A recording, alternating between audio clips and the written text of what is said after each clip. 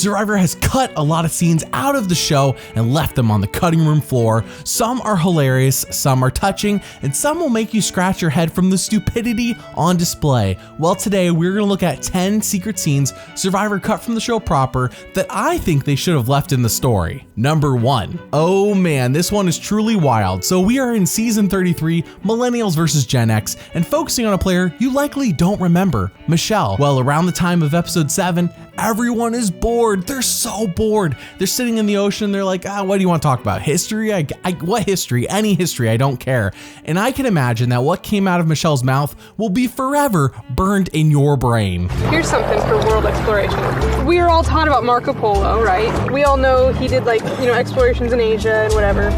And in his writings, he says that the Emperor of China was training dragons to pull his chariots in parades. He goes and describes them in great detail, and it matches with what other people had described dinosaurs or dragons, whatever you want to call them at the time. And yet, no word in history class.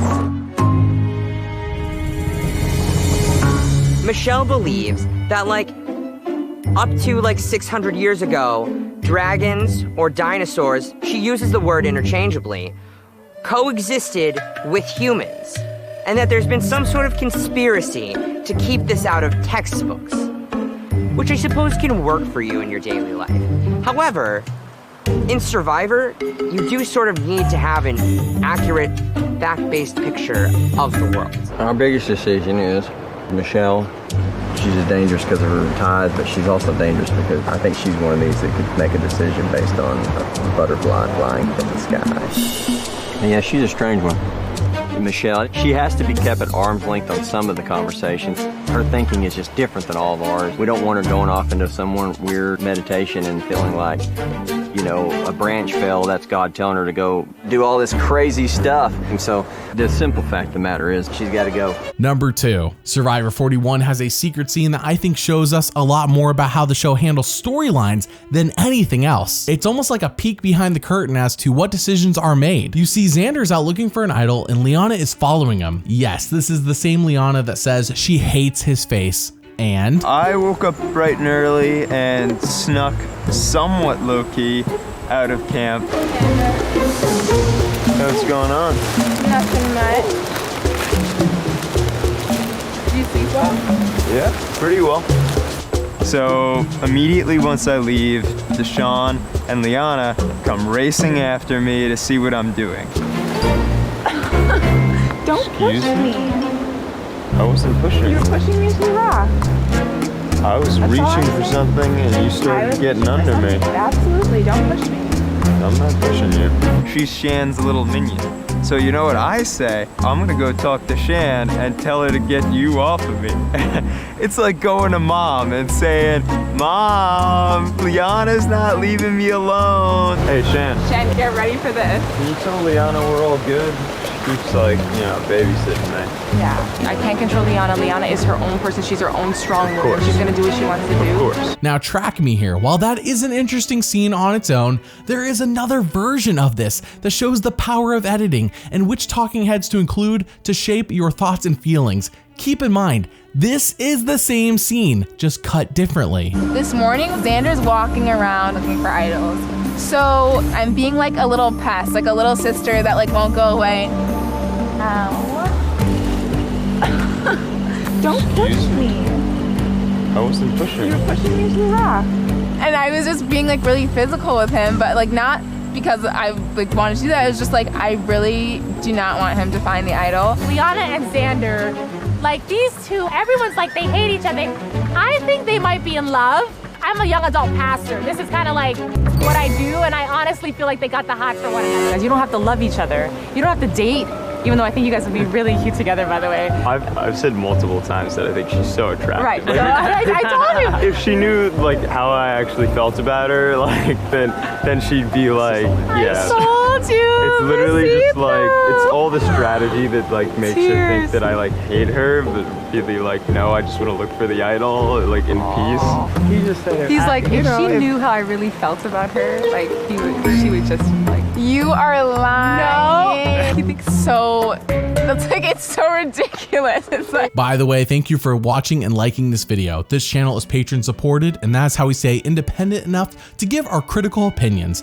If you want to support us, then Patreon is a great optional way to do so. Link in the description. Now with that, number 3. Don't let Boston Rob fool you. On Season 8 All-Stars, he was not on the Buffoon Tribe. They ran the game top to bottom and dominated the pre-merge. Well, after they win the very first immunity challenge, they decided it was time to mock the entire Saboga tribe, and frankly, this is the type of humor you don't cut from a season that turns as dark as it does. All right, Hoochie Mama tribe, come on in. The winner from Survivor Africa, Ethan Zahn. From Survivor Pearl Islands, Rupert. From Survivor Australia, Jerry Manthey. I just want to pour some hot chocolate over some hot guy's bod. The winner from Survivor Australia, Tina Weston. We decided to throw a little mock tribal council last night. And I think it's so good that we did that. We have such a good group that we have so much humor. We all decided to be Saboga, who was going to tribal council that night. And we had a blast doing it. Rupert. Only reason I come back, someone messed with the handlebar my spear. I didn't touch your spear, Rupert. I never touched your spear. Rudy! How's my hair, Jeff? I think it is time to vote. My vote is for Holy Roller Tina. She stabbed me in the back once. She's not gonna do it again. Tina. Lord, please forgive me for my language that I'm about to use right now. But Miss Jerry Manthey, I am voting for you. You are a the first time on Survivor Australia, and 3 years ain't done you any good. You're still a My vote is for Jerry. Number 4. Season 26 Fans vs. Favorites 2 saw the return of Brandon Hance with the burden of Russell on his shoulders, and we saw how that helped cause him to flip out and be removed in a way that made most of us uncomfortable. Well, in these back-to-back secret scenes from episodes 1 and 5, you get a much better sense of what is to come later. People knew. I feel like feverish. You do. You're very warm. Right? The sunburn, like your actual skin is warm. Okay, so it's not just me. I don't know if I'm hallucinating. No, you're warm. This is what you need. A hug? Careful. Ow! Very gentle, very gentle. I didn't know your cable was such a delicate, I know. He's awesome. I told you. I didn't think he was gonna be like that. I told you, he's Like, great. he's a sweetheart. He's a sweetheart. Yeah. We don't know what they're thinking about pulling out Corinne. They're turning on their own. Okay, that's good news. If they're not messing with us, that's good news. If you get voted out, I'm burning it down. I'm willing to burn some stuff. Brandon came up with this plan where he wanted to just destroy the camp if there was a chance he was going to get voted out or I was going to get voted out. Would you help me? I would help you, I think. I like Brandon as a friend, but he's a loose cannon. The guy is an emotional roller coaster. Okay, this is it, man. We lose, we bring down the house. And we make a tribal to remember. All right. And I'll stand up in tribal and I'll say, I was the coordinator of that. That's fair. That's fair. If I go to tribal, it'll just be embarrassing going out. If I go to tribal, burning down the shelter and peeing in the rice and the beans, you know, it's gonna be kind of fun, to be honest with you. Number 5. Season 12 Exile Island was a fairly dull affair to watch outside of the Kasaya tribe just being a hot mess. Like, them interacting could have been its own show, and it kind of was this season. People seem to love the Shane and Courtney relationship a lot, so I am pleased to tell you there are multiple secret scenes about them hidden from you. In this one, we see the Kasaya tribe being so hungry they want to eat a snake. Guys, come look at this. Oh, that's a boa. We can eat that thing, man. You know, snake to many people means transformation and even healing. The snakes that go up on the medicine, you know how they're represented there? Snakes are like power, transformation, healing. And as we eat it, let's just take in snake energy because we're eating snake. Yo, don't eat it yet. The snake, according to Courtney, is a transformational. Transformation. Transformers. Number 6. Season 43 saw Gabler go from zero to hero over the course of the season and his story. It's mighty impressive as everyone else collapses around him, and after seeing the secret scene, it might be because they were simply playing too fast and he took things a little bit slower. You know, so I woke up today and I decided, let's go try line fishing. You know what? Put another weight on. Let's do this. Let's put one more weight on. down here, but tie your proximal knot first. Put your weight on it, and then tie your distal knot after that, okay? You see what I'm saying? It takes us 4 hours to get out and do a fishing expedition that's probably gonna end up lasting 20 to 30 minutes and might not even end with a single fish. I'll definitely go out today, 100%. Just gotta rest a little bit, just like for a challenge. I'm gonna rest up for this thing. If you wanna do something, you better tell them 2.5 to 3 hours before, because that's how long it's gonna take them to get going. Millennials, there's a lot of decision making and discussion going into every step of the procedures. I think only 2 of us should go. The raft will move faster. It'll be easier with 2. It took a lot of energy to get us out the door, but you know, the food's in the ocean. We gotta go out and give it a try. Oh, those are some big waves. A third person could help. Finally, we get on the fishing trip and, you know, a little bit into the water, I realized the mistake that I've made by getting out on the boat with this old man stranded by myself. Got him, little guy. Yeah. Okay. Give me the stick. Luckily, Gabler got a fish. I caught my first Fijian fish. It was about this big, and I had 1 bite of it, and it was delicious. So that's great. Number 7, season 11 Guatemala featured the first ever hidden immunity idol, but we didn't see the scene of Gary finding it. Now you may recall they showed a version of this scene during the reunion, but actually the reveal, the first time the public saw it, was on the CBS morning show in this secret scene. I think it would have been better shown in the show proper. I've been looking into the ceiba tree because that's an ancient Maya. They worship these trees. Lo and behold, I see the idol.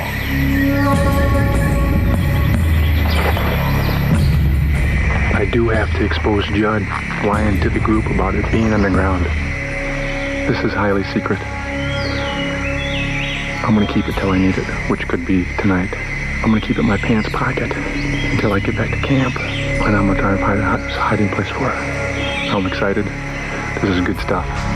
Number 8, season 41, as of now, is the last time we have seen any players truly purpled in their edit. I have a whole video on the purple edit if that intrigues you, and while the most purpled of them all this season was Heather, and frankly, there was no need for this, especially when they're cutting out interesting scenes like this one out of the show. So Heather came up to me. She's like, because you know she had a dream that I stole her torch, so she's having this. She has to bring that to reality? I had a dream. You came to my house and stole my torch. I listened to my dreams. She literally had told me, like, it's a premonition that she's going home. And I'm like, and she's like, I don't trust you. Does she have... Yo, are you serious?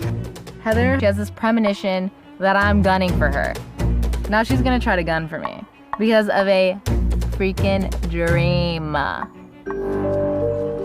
told him about my dream. No! It was so funny. I did. I laughed. Don't let the dream ruin our harmony. Well, you stole my torch. No, I didn't. I made it up. I absolutely am targeting Sydney. I made up that dream completely because in my gut I don't trust Sydney.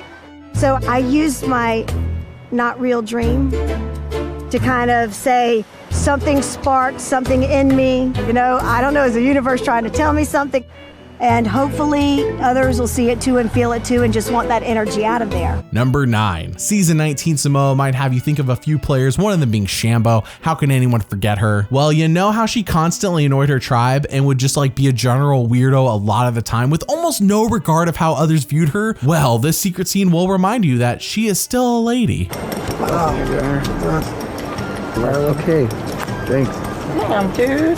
Don't love me no more. Kiss that shit in my ear. I was like, it's day 20. We got the firewood, and then all of a sudden, Chambo gives you a big old nasty, wet, sloppy kiss right out of the ear. I almost lost it. Do you rub warriors like this? Do you do that to warriors? Yes. No, I'm a warrior. Well, you might be a warrior, but I'm still a woman, so you know, sometimes you're gonna get the soft and tender, okay? I'm like, Sham, stop. You cannot treat me like that. And I was like, I'm a warrior.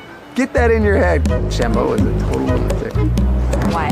She walks over and she goes, but I'm like, don't touch me. Don't touch me. And I'm like, like, don't kiss me, old woman. You're crazy, you're kooky, you're lucky to be here. Do me the one favor of keeping your snaggletooth, crazy hair, urine smell away from me.